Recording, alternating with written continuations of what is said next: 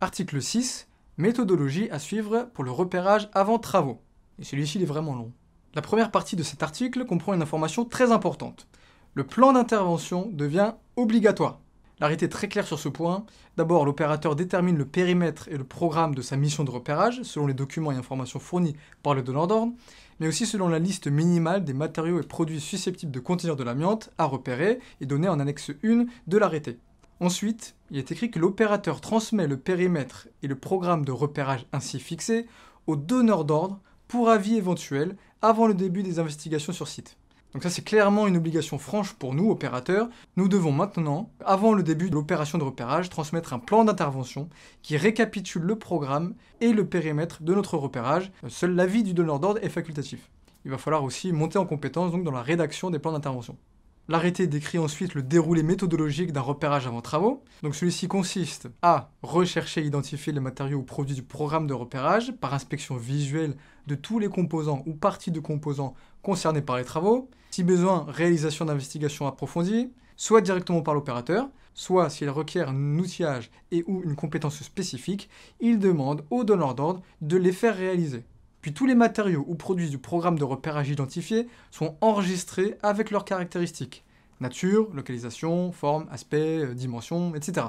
Ce qui signifie que nous devons décrire tous les matériaux et produits présents dans le périmètre de la mission et concernés par le programme de repérage, et non plus seulement ceux qui sont susceptibles de contenir de l'amiante. Parmi les matériaux ou produits enregistrés, l'opérateur repère ceux qui sont susceptibles de contenir de l'amiante, et pour chacun d'eux, il conclut quant à la présence ou à l'absence d'amiante. Alors quels sont les critères de conclusion autorisés dans un repérage avant travaux? Il peut s'agir d'informations probantes communiquées à l'opérateur, telles que les conclusions issues de repérages antérieurs, les DTA, les DAPP, etc., sous réserve que les conclusions portent sur le périmètre du repérage avant travaux en cours d'exécution.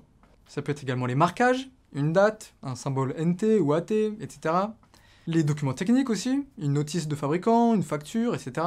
Ou bien, en cas d'absence de ce type d'information, ou en cas d'information douteuse, l'opérateur doit réaliser un ou plusieurs prélèvements d'échantillons. En revanche, comme c'était déjà signalé dans l'article relatif au diagnostic avant démolition, le jugement personnel, lui, ne peut jamais constituer, à lui seul, un critère permettant de conclure.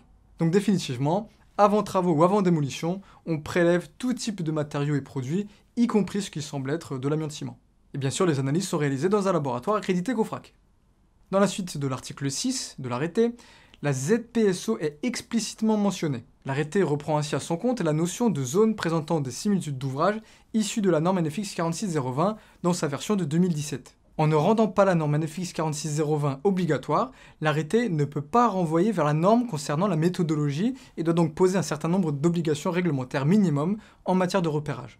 D'où la reprise de cette notion de ZPSO. Toutefois, comme l'arrêté est plus court et plus concis que la norme, la définition de la ZPSO est moins riche que dans la norme. En effet, ceci nous permettra sûrement plus de liberté avec la notion de ZPSO, moins enfermé dans sa propre définition que dans la norme.